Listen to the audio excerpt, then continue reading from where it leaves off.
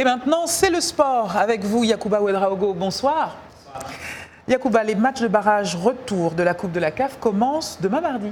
Oui, Anna, ces matchs de barrage retour permettront de connaître les 16 équipes qualifiées pour la phase de poule de la Coupe CAF.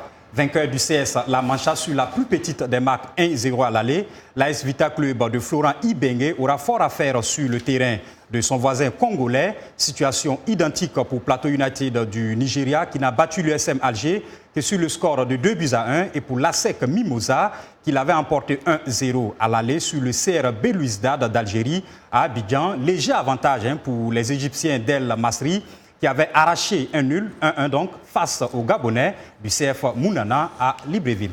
L'organisation du Mondial 2026, un groupe d'évaluation de la FIFA a commencé une visite d'inspection au Maroc. Tout à fait, Anna. Le comité de candidature Maroc 2026 a reçu aujourd'hui même la visite de la Task Force et des membres de la FIFA. Le groupe de travail se rendra dans plusieurs villes du Royaume et visitera notamment des stades, des camps d'entraînement et des centres de médias. La délégation doit notamment inspecter dès demain mardi le grand stade de Marrakech. La mission se poursuivra ensuite à Agadir, Tanger et Casablanca. La FIFA désignera l'organisateur du Mondial 2026 le 13 juin à Moscou, à la veille donc de l'ouverture de la Coupe du Monde. Et ça se joue entre le Maroc et la candidature conjointe États-Unis, Canada, Mexique. Yakou, le procès d'Issa Hayatou devant la Cour économique du Caire a débuté aujourd'hui.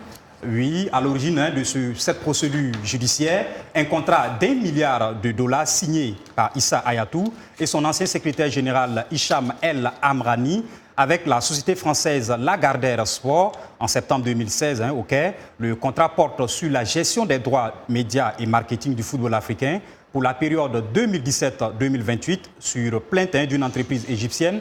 Présentation Sport, Issa Hayatou et Hicham El Amrani sont soupçonnés d'avoir enfreint les règles locales de la concurrence. La société égyptienne affirme avoir tenté en vain de concurrencer Lagardère Sport parce que justement la société française et la CAF étaient déjà en négociation exclusive depuis le 12 juin 2015. Et puis l'Afrique du Sud est la première nation africaine aux Jeux du Commonwealth. Et oui, Anna, l'Afrique du Sud a dominé le tableau des médailles sur le continent avec 37 breloques et une 6e place mondiale.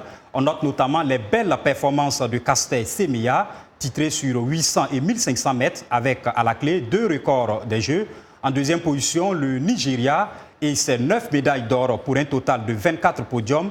La jeune Oluwato Biloba à Mouzane, 20 ans, a remporté notamment le 100 mètres haie dames. Au total, 9 pays africains ont réussi à glaner au moins une médaille lors des différentes épreuves. Il y en a, c'est sur ces belles images, bien sûr, de la cérémonie de clôture à Gold Coast, en Australie, donc, qu'on s'est dit au revoir. On sent que vous auriez aimé être sur scène, Yacouba Ouedraogo. Et en musique en plus. Merci beaucoup. Merci à vous. Rendez-vous demain. À demain.